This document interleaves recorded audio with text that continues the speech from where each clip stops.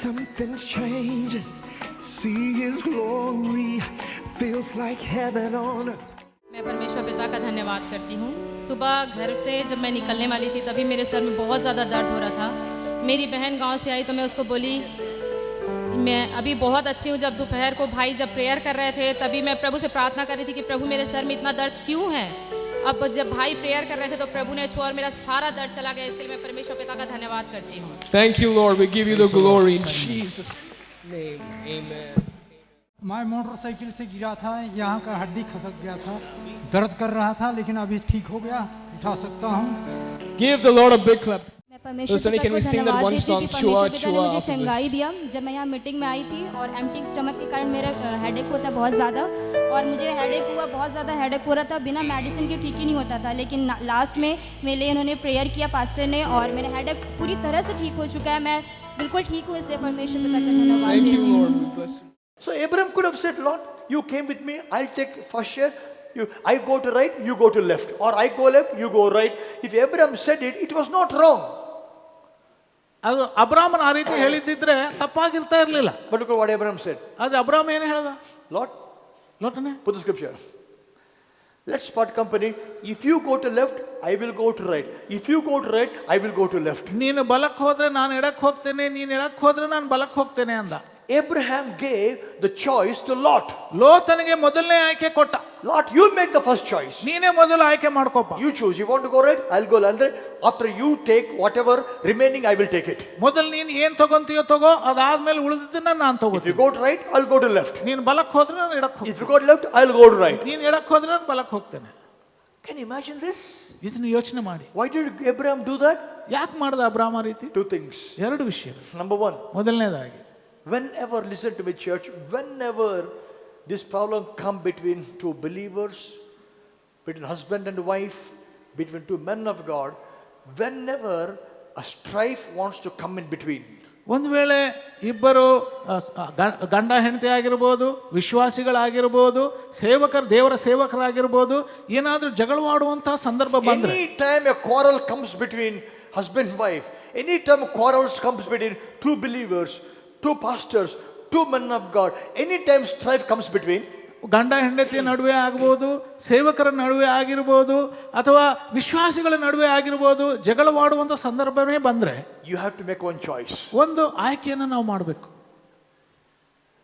To be away from strife is a choice you have to make. ಆ ಜಗಳದಿಂದ ದೂರ ಇರಬೇಕು ಎಂಬಂಥ ಆಯ್ಕೆಯನ್ನು ನಾವು ಮಾಡಬೇಕು. Look, when Abraham's servant, Lot's servants were fighting, ಅಬ್ರಹಾಮನ ಸೇವಕರು ಲೋತನ ಸೇವಕರು ಜಗಳವಾಡುವಾಗ Abraham said, let's not fight. Abraham ಹೇಳ್ದ ನಾವು ಜಗಳ ಆಡೋದು ಬೇಡ. Abraham made a choice not to quarrel. ಅಬ್ರಹಾಮನು ಆಯ್ಕೆ ಮಾಡ್ದ ಜಗಳ ಆಡೋದು ಬೇಡ ಅಂತ. That means Abraham was a man who was not getting into fights. ಅಬ್ರಹಾಮನು ಎಂಥ ವ್ಯಕ್ತಿ ಆಗಿದ್ರಂದ್ರೆ ಜಗಳದಲ್ಲಿ ಬೀಳ್ತಾ ಇರಲಿಲ್ಲ. Many people are ready to fight all the time. ಅನೇಕ ಜನರು ಜಗಳಾಡೋದಕ್ಕೆ ಸಿದ್ಧರಾಗಿರ್ತಾರೆ. ಯಾಕೆ? You want to prove you are right. ನಾನು ಸರಿ ಅಂತ ನೀನು ನಿರೂಪಿಸಬೇಕಂತ ಪ್ರಯತ್ನ. You have to prove you are right. ನಾನು ಸರಿ ಅಂತ ರುಜುವು ಮಾಡ್ಲಿಕ್ಕೆ ಪ್ರಯತ್ನ ಮಾಡಿ. If I don't fight, if I don't prove I am right, people think that I am wrong. What he is talking about me is right. ಓ, ಜನರು ಏನು ತಿಳ್ಕೊಂತಾರೆ, ನಾನು ರುಜು ಮಾಡಿಲ್ಲ ನಾನು ಸರಿ ಅಂತಂದ್ರೆ ಅವ್ರು ತಿಳ್ಕೊಂತಾರೆ ನಾನು ತಪ್ಪು ಅಂತ. If I do wrong, you say anything, I'll keep quiet. But when I didn't do any wrong, you say something, I will not keep quiet. ಓ, ನಾನೇನ ತಪ್ಪು ಮಾಡಿ ನೀನೇನ ಅಂದ್ರೆ ಸುಮ್ಮನೆ ಇರ್ತೀನಿ, ನಾನೇನು ತಪ್ಪು ಮಾಡಿಲ್ಲ ಅಂತಂದ್ರು ನೀನೇನ ಅಂದ್ರೆ ಸುಮ್ಮನೆ ಇರ್ತೀನಿ ಅನ್ಕೊಂಡ್ಯಾ? Anybody use this dialogue? ಈ ಡೈಲಾಗ್ ಯಾರು ಹೊಡೆದ್ರಪ್ಪ? Anybody use this dialogue? If you tell me you never made this dialogue, you are the worst liar devil can learn from you. You are a worse liar than the devil. If you ever never, people come and tell, see pastor, if I did wrong, they say it, I can keep quiet. When I didn't do anything wrong, when they say it, I can't take it. ನಾನೇನ ತಪ್ಪು ಮಾಡಿ ಅವ್ರೇನ ಅಂದ್ರೆ ಪರವಾಗಿಲ್ಲ, ಏನೋ ತಪ್ಪು ಮಾಡದೇ ಇದ್ರು ಸುಮ್ಮನೆ ಅಂತ ಇದ್ರೆ ಸುಮ್ಮನೆ ಹಿಂಗಿರ್ಬೇಕು ಪಾಸ್ಟ್ರೆ. ದೊಡ್ಡ spiritual. everybody in the world say the same dialogue. ಪ್ರಪಂಚದಲ್ಲಿ ಎಲ್ಲರೂ ಇದೇ ಮಾತಾಡ್ತಾರೆ, same dialogue, everybody. But look at Abraham. ಆದ್ರೆ ಅಬ್ರಾಹ್ಮನ್ ನೋಡಿ, Abraham made a choice. ಅಬ್ರಾಹ್ಮ ಆಯ್ಕೆ ಮಾಡ್ದ. Lot, ಲೋತ್ನೆ, we are brothers. ನಾವು ಸಹೋದರರು, let's not fight. ನಾವು ಜಗಳಾಡೋದು ಬೇಡ. Somebody has to make a choice not to fight. ಯಾರೋ ಒಬ್ರು ಜಗಳಾಡೋದು ಬೇಡ ಅಂತ ಆಯ್ಕೆ ಮಾಡಲೇಬೇಕು. Blessed are the peacemakers, for they are the children of God. ದೇವರಿಗೆ ಸ್ತೋತ್ರ. ಯಾರು ಸಮಾಧಾನವನ್ನು ಉಂಟು ಮಾಡ್ತಾರೋ ದೇವರ ಮಕ್ಕಳಾಗಿದ್ದಾರೆ. I'm telling you, when things come, husband wife strife comes between, one has to make a choice. Either husband or wife has to make a choice saying, we will not fight. You have to make a choice. Somebody has to take the initiative. ಗಂಡ ಹೆಂಡತಿಯರ ನಡುವೆ ಜಗಳ ಆಡುವಂಥ ಸಂದರ್ಭ ಬರುವಾಗ ಗಂಡನಾಗ್ಬೋದು ಅಥವಾ ಹೆಂಡತಿ ಆಗ್ಬೋದು ಒಂದು ಆಯ್ಕೆಯನ್ನು ಮಾಡಬೇಕು. ಜಗಳ ಆಡೋದು ಬೇಡ. The problem is here not stopping the fight. ಜಗಳ ಆಡೋದನ್ನು ನಿಲ್ಲಿಸುವುದು ಸಮಸ್ಯೆ ಅಲ್ಲ. The problem is here proving my point. ನಾನು ಸರಿ ಅಂತ ರುಜು ಮಾಡೋದೇ ಅಲ್ಲಿ ಸಮಸ್ಯೆ. You accept I am right, I will not fight. ನಾನು ಸರಿ ಅಂತ ನೀನು ಒಪ್ಕೊಂಡ್ಬಿಟ್ರೆ ನಾನು ಜಗಳ ಆಡಲ್ಲ. ಒಪ್ಕೊಂಡ್ಬಿಡು. मान ले मैं सही तो तू गलत, तब मान ले, झगड़ा बंद. क्या बड़ी बात है रे, सब ऐसे करते हैं. Everybody will do the same thing. Abraham made a choice. Lot didn't make a choice. Abraham made a choice and says, let us not fight, we are brothers. ನಾವು ಜಗಳ ಆಡೋದು ಬೇಡ ಎಂಬುದಾಗಿ ಅಬ್ರಹಾಮನು ಆಯ್ಕೆ ಮಾಡಿದನು. Look at scripture. Proverbs 23. Everybody know Psalm 23? How many know Psalm 23? Okay, now today know Proverbs chapter 20 verse 3. ಜ್ಞಾನೋಕ್ತಿ 20ನೇ ಅಧ್ಯಾಯ 3ನೇ ವಚನ. It's an honor for a man to avoid strife, but every fool is quick to quarrel. ಕಲಹವನ್ನು ತಡೆಯುವವನು ಮಾನಕ್ಕೆ ಯೋಗ್ಯನು, ಪ್ರತಿಯೊಬ್ಬ ಬುದ್ಧಿಹೀನನು ತಲೆ ಹಾಕುತ್ತಾನೆ. See, BP is raising.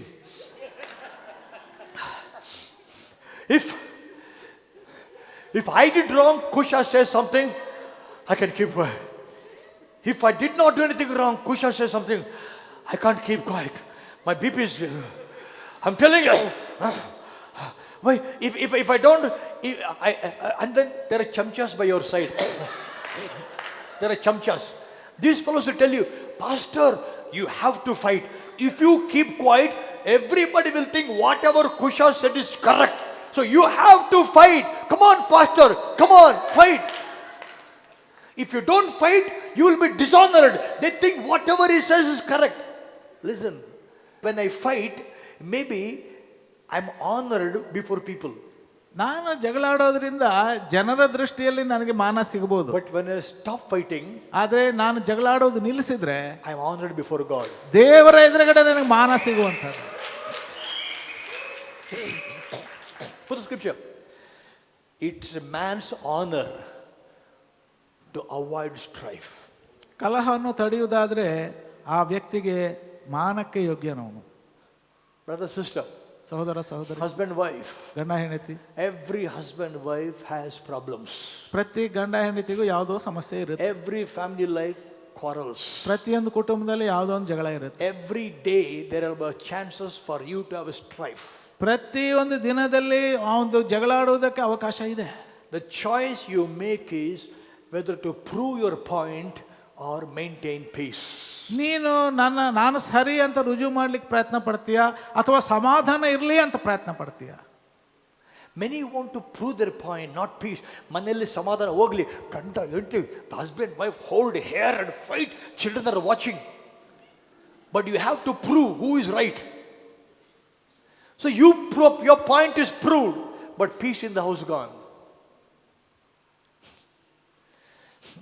Once in Ballari, I went to visit some house. ಒಂದ್ಸಾರಿ ಬಳ್ಳಾರಿಯಲ್ಲಿ ಒಂದು ಮನೆಗೆ ಹೋದೆ. When I went to the house, ಆ ಮನೆಗೆ ಹೋದಾಗ I saw one boy and girl fighting. ಒಬ್ಬ ಹುಡುಗ ಹುಡುಗಿ ಜಗಳ ಆಡ್ತಾ ಇದ್ದಾರೆ. They were rolling on each other, holding hair and rolling on each other on the floor. ತಲೆ ಇಟ್ಟುಕೊಂಡು ಜಗಳ ಯಾವ ರೀತಿ ಅಂದ್ರೆ ನೆಲದ ಮೇಲೆ ಹೊರಳಾಡ್ತಾ ಇದ್ದಾರೆ. I went to stop them.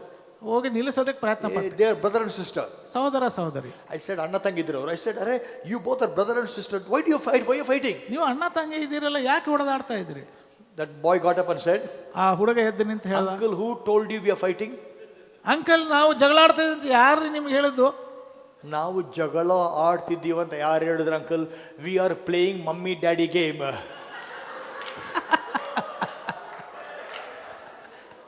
ಅಪ್ಪ ಅಮ್ಮ ಆಟ ಆಡ್ತಿದ್ದೀವಿ ಅಷ್ಟೇ. We are playing mummy daddy game. How many children have watched mummy daddy games in the houses?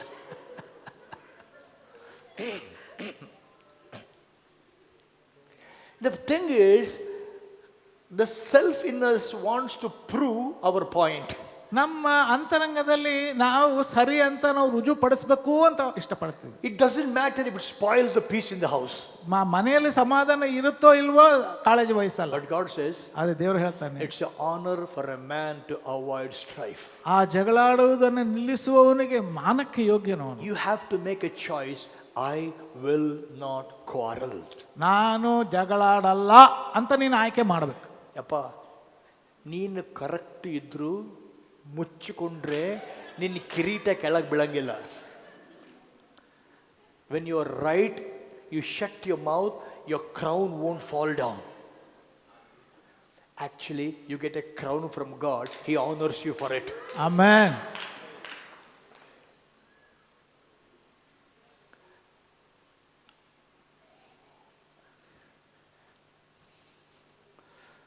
Proverbs 17:14.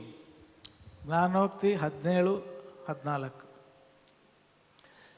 Starting a quarrel is like a breaching a dam. So drop the matter before a dispute breaks out. ಒಬ್ಬನು ನೀರನ್ನು ಹೊರಬಿಡುವಂತೆ ಕಲಹದ ಪ್ರಾರಂಭವು ಇರುವುದು. ಆದ ಕಾರಣ ಕಲಹಕ್ಕೆ ಕೈ ಹಾಕುವುದಕ್ಕಿಂತ ಮುಂಚೆ ಅದನ್ನು ಬಿಟ್ಟು ಬಿಡು. Once a dam is cracked, dam ಒಂದು ಹೊಡೆದಾಗ you cannot stop. The water flows out. ಅದು ಸೀಳುವಾಗ ನೀರು ಹರಿದು ಹೊರಗಡೆ ಬರುತ್ತೆ. So the Bible says starting a quarrel is like breaching a dam. ಈ ಕಲಹವನ್ನು ಆರಂಭ ಮಾಡುವುದು dam ಸೀಳುವಂತೆ. So what to do? ಏನ್ ಮಾಡಬೇಕು? When you know this argument can lead to quarrel, drop the matter. ಈ ರೀತಿ ನಾವು ಆರ್ಗ್ಯುಮೆಂಟ್ ಮಾಡುವಾಗ ಜಗಳ ಆರಂಭ ಆಗುತ್ತೆ ಅನ್ನೋದ್ರಲ್ಲಿ ನಿಲ್ಲಿಸ್ಬಿಡು. ಈ ರೀತಿ ಆರ್ಗ್ಯುಮೆಂಟ್ ಮಾಡಿ ಜಗಳ ಆಗ್ತದೆ ಅಂದ್ರೆ ಆ ಟಾಪಿಕ್ನೇ ಆ ಟಾಪಿಕ್ ನಿಲ್ಲಿಸ್ಬಿಡಲಿಗೆ. Drop the matter before the dispute begins. Drop the matter. ಜಗಳ ಆಡೋದಕ್ಕಿಂತ ಮುಂಚೆನೆ ಆ ಟಾಪಿಕ್ ಅನ್ನು ನಿಲ್ಲಿಸಿಬಿಡು. Suppose I'm having problems with Glory. I'm talking to her. And she's wrong. I'm right. Okay, I'm trying to tell her. She said, no. Okay, you're right. Because once you start, this will lead to big fight, I know. So what do I do? You're right. I'm wrong, you're right. The quarrel stops. You know what happens? After some time, she will realize she was wrong.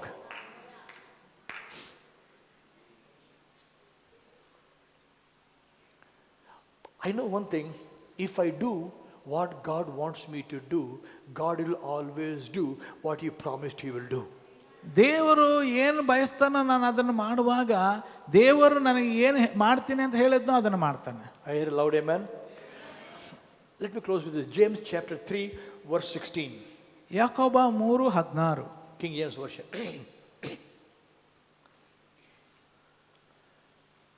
For where envying and strife is, there is confusion and every evil work.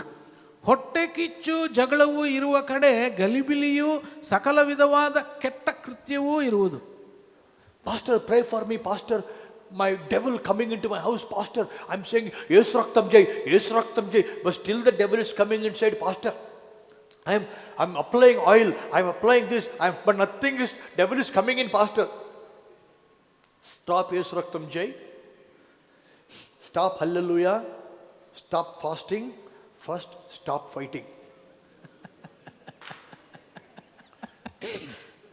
The Bible says, if there is strife, ಜಗಳ ಆಡೋದು ಇರುವುದಾದ್ರೆ there is every evil work.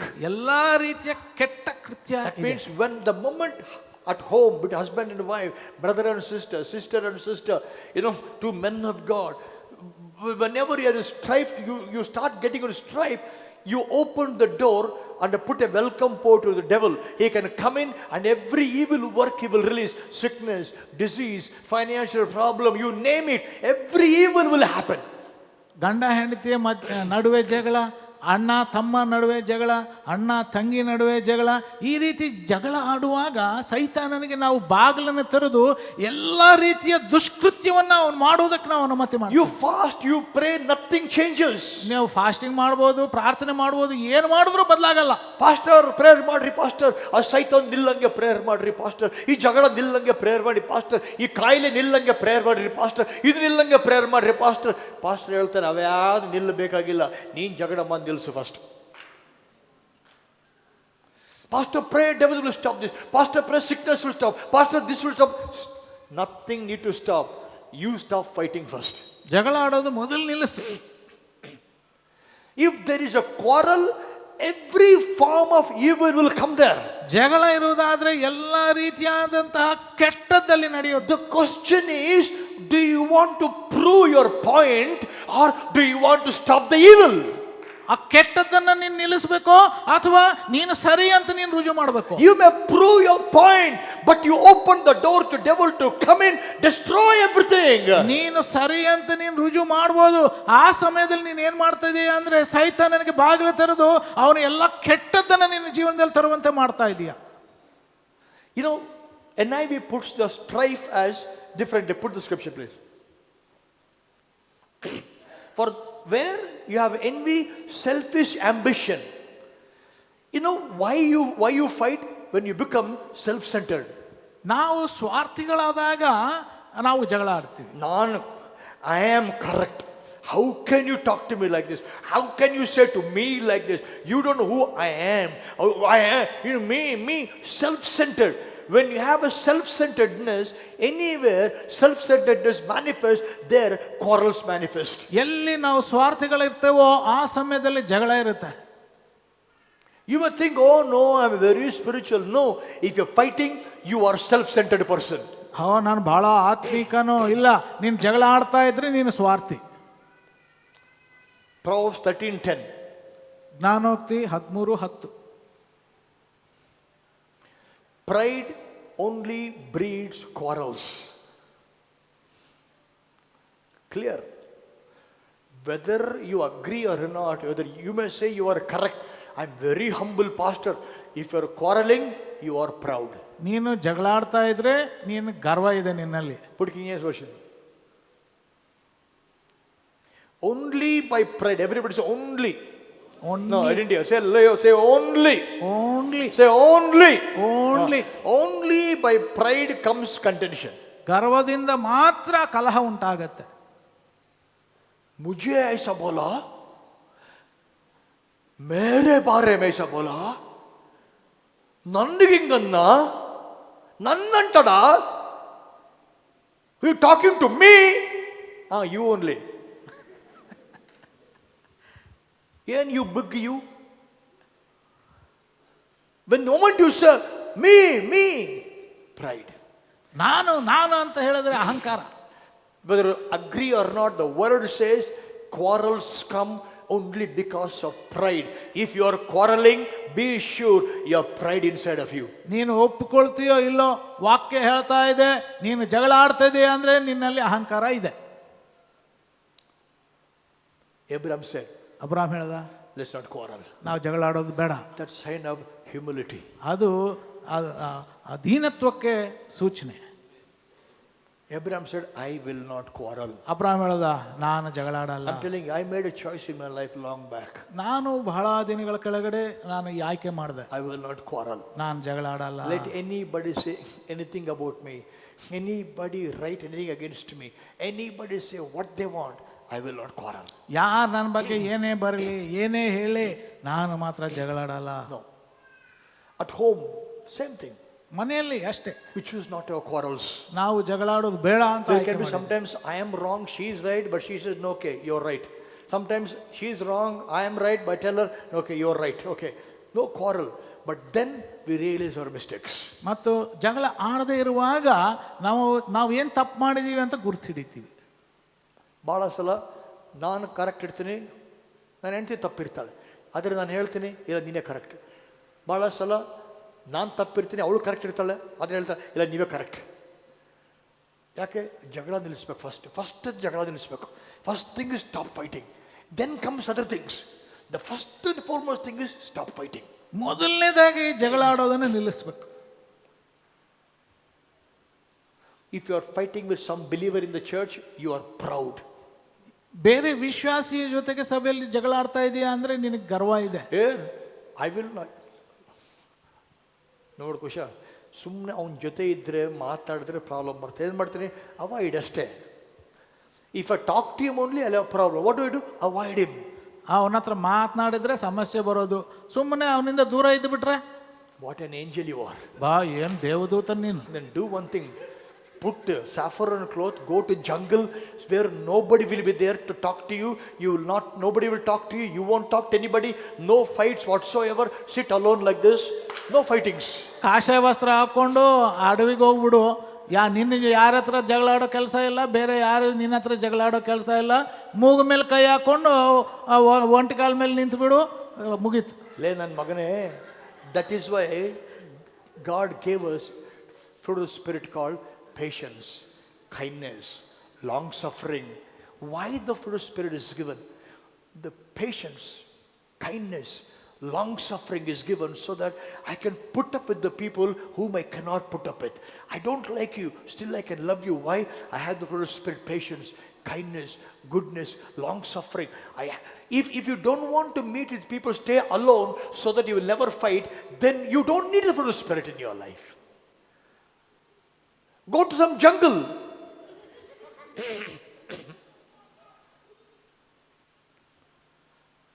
Somebody, my friend Satish Kumar, Pastor Satish Kumar, Hyderabad, he told me, he asked me one day, Brother Rambabu, do you know the meaning of the word Baba? ಒಂದು ಸಾರಿ ನನ್ನ ಸ್ನೇಹಿತರು pastor Satish Kumar ಹೈದರಾಬಾದ್ನವರು ನನಗೆ ಕೇಳಿದ್ರು, ರಾಂಬಾಬು ಅವರೇ, ಬಾಬಾ ಅಂದರೆ ನಿಮ್ಗೆ ಅರ್ಥ ಗೊತ್ತಾ? We are best friends. So he said, Brother Rambabu, Baba ante artham telusa? You know what's the meaning of Baba? I said, what is it? ಏನು ಅಂತ ಕೇಳಿ. He said, Baba andre bharya badita anta.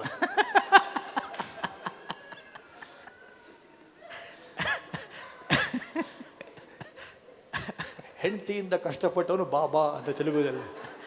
ಭಾರ್ಯ ಅಂದರೆ ಹೆಂಡತಿ, ಬಾಧಿತ ಅಂದರೆ ಕಷ್ಟ. ಭಾರ್ಯೆಯಿಂದ ಬಾಧೆ ಹೊಂದಿದವರು ಬಾಬಾ ಸಾಕ್ತಾರಂತ. ಯಾಕೆಂದರೆ ಅಡವಿನಲ್ಲಿ ಇರ್ತಾರೆ, ಅಡವಿನ ಹೋಗ್ಬಿಡ್ತಾರೆ. ಸೇಮ್ ಇದು ಇನ್ನೊಬ್ಬರು ಬಬಾ, ದಟ್ ಈಸ್ ಬರ್ತೆ ಹಿಂದೆ ಬಾಧೆ ಹೊಂದವರು ಬಬಾ ಆಗ್ತಾರೆ. I'm telling you, church, avoiding sickness, disease, financial problems, family problems is not in God's hands, it's in your hands. ಕಾಯಿಲೆ ನಿಲ್ಲಿಸೋದು, ಹಣಕಾಸು ಸಮಸ್ಯೆ ನಿಲ್ಲಿಸೋದು, ಅದು ದೇವ್ರ ಕೈಯಲ್ಲಿಲ್ಲ, ನಿನ್ನ ಕೈಯಲ್ಲಿದೆ. That moment you choose not to quarrel, you tell the devil, no entry. ಯಾವ ಸಮಯದಲ್ಲಿ ಈ ಜಗಳಾಡೋದನ್ನು ನಿಲ್ಲಿಸುವಾಗ ಸೈತಾನನಿಗೆ ಹೇಳ್ತಾ ಇದ್ದೀರಾ, ಪ್ರವೇಶ ಇಲ್ಲ. Abraham said, ಅಬ್ರಾಮ್ ಹೇಳ್ದ, why quarrel? ಯಾಕೆ ಜಗಳ ಮಾಡೋದು? You take a charge. ನೀನೇ ಆಯ್ಕೆ ಮಾಡು. If you go to right, ನೀನು ಬಲಕ್ಕೆ ಹೋದ್ರೆ I'll go to left. ನಾನು ಎಡಕ್ಕೆ ಹೋಗ್ತೀನಿ. If you go to the left, ನೀ ಎಡಕ್ಕೆ ಹೋದ್ರೆ I'll go to right. ನಾನು ಬಲಕ್ಕೆ ಹೋಗ್ತೀನಿ. Why do you think Abraham said it? ಯಾಕೆ ಅಬ್ರಾಮ್ ಹೇಳ್ದ? Because Abraham knew one thing. ಅಬ್ರಾಮ್ಗೆ ಒಂದು ಗೊತ್ತಿತ್ತು. ಲೋತನೇ, It does not matter what and how much you take away. ನೀನು ಎಷ್ಟು ಬೇಕಂದ್ರೆ ಅಷ್ಟು ತಗೋ, ಪರವಾಗಿಲ್ಲ. ಎಷ್ಟು ಏನೇ ತಗೊಂಡು, whatever, how much ever you take away, ಏನೇ ಆಗಿರಲಿ ಎಷ್ಟೇ ಆಗಿರಲಿ ತಗೊಂಡೋಗು. God has my share with him.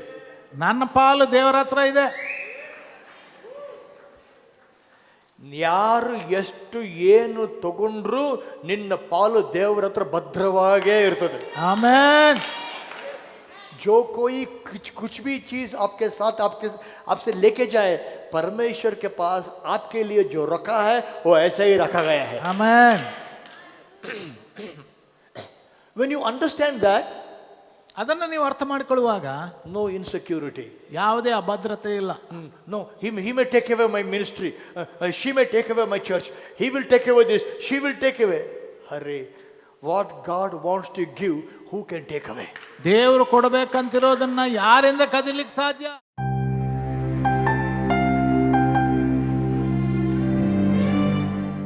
Hallelujah. ದೇವರ ವಾಕ್ಯವನ್ನು ಕೇಳಿದಿರಲ್ಲ, ಬೈಬಲಲ್ಲಿ ಬರೆಯಲ್ಪಟ್ಟಿದೆ, ವಿಶ್ವಾಸವು ಕೇಳುವುದರಿಂದ ಬರುತ್ತೆ ಅಂತ.